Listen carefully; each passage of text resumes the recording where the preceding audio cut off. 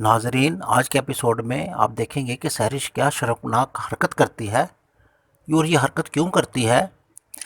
جب سحرش یہ دیکھتی ہے کہ اس کے تمام حربے ناکام ہو گئے ہیں اور اس کے تمام سازشیں ناکام ہو گئی ہیں، تو سب سے پہلے وہ عاطف پہ ڈورے ڈالتی ہے۔ جب وہاں سے ناکام ہوتی ہے تو پھر وہ جب دیکھتی ہے کہ ذیشان کے پاس بہت زیادہ پیسہ ہے تو اس کے اوپر ڈورے ڈالتی ہے۔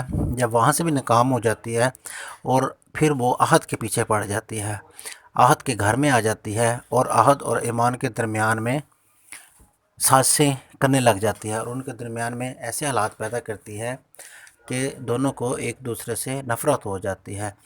دونوں کے درمیان میں غلط فہمیوں کا بیج بو دیتی ہے۔ ایمان کو کہتی ہے کہ احد جو ہے وہ آپ سے پیار نہیں کرتا، اور احد کو کہتی ہے کہ ایمان اور ذیشان آپس میں پیار کرتے ہیں اور آپ سے وہ پیار نہیں کرتی۔ لیکن ذیشان بڑی چالاکی کے ساتھ اس کی تمام ریکارڈنگ آواز احد کو سنا دیتا ہے، جس کے اوپر احد کو یقین ہو جاتا ہے کہ یہ سب کیا دھرا تو سحرش کا ہی ہے۔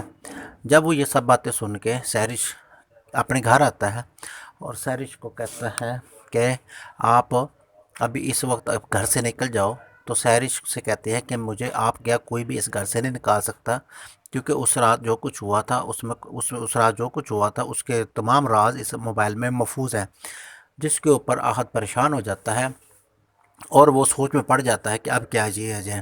سحرش جب یہ دیکھتی ہے کہ اس کی چال کامیاب ہو گئی ہے، وہ احد کو کہتی ہے کہ اب میں جو کہوں گی تو آپ کو وہی کرنا پڑے گا، ورنہ یہ تمام ریکارڈنگ میں گھر والوں کو دکھا دوں گی اور آپ کو کہیں کا نہیں چھوڑوں گی۔ گھر میں گود بھرائی کی تقریب ہوتی ہے تو سحرش جس پر احد پریشان ہو جاتا ہے، لیکن اس دوران ذیشان سے بات کرتا ہے۔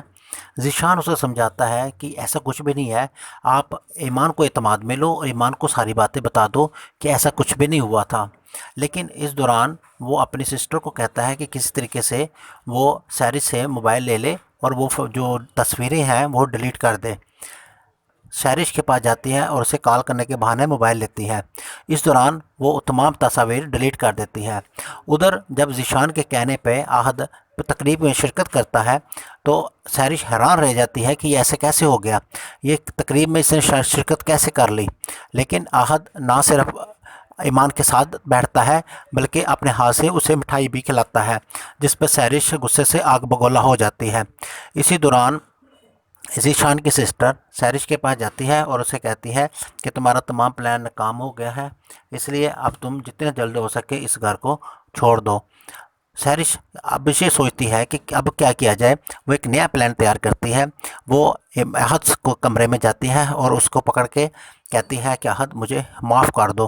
ایمان کمرے میں داخل ہوتی ہے۔ جب وہ دیکھتی ہے کہ احد اور سحرش دونوں ایک دوسرے کے ہاتھ پکڑ کے کھڑے ہیں تو وہ بڑی پریشان ہوتی ہے۔